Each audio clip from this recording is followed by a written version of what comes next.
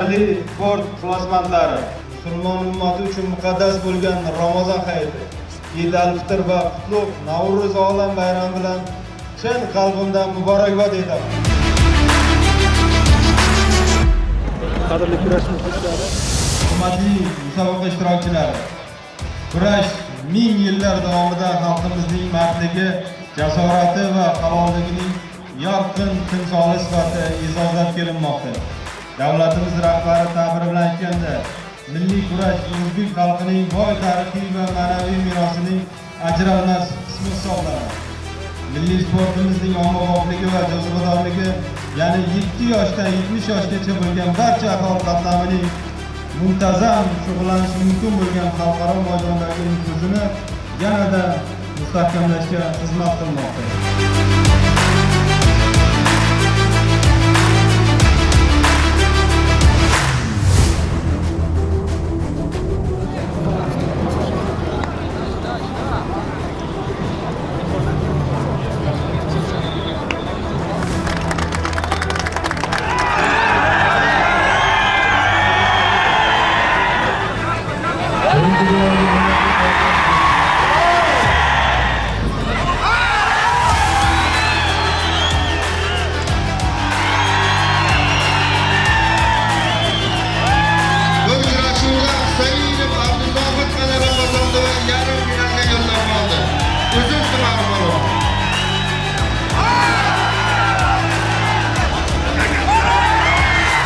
E'tiborli bo'lingizlar.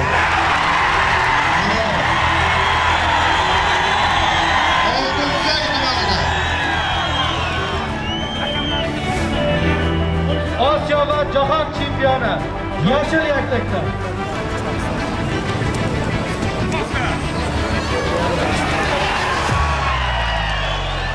Halo!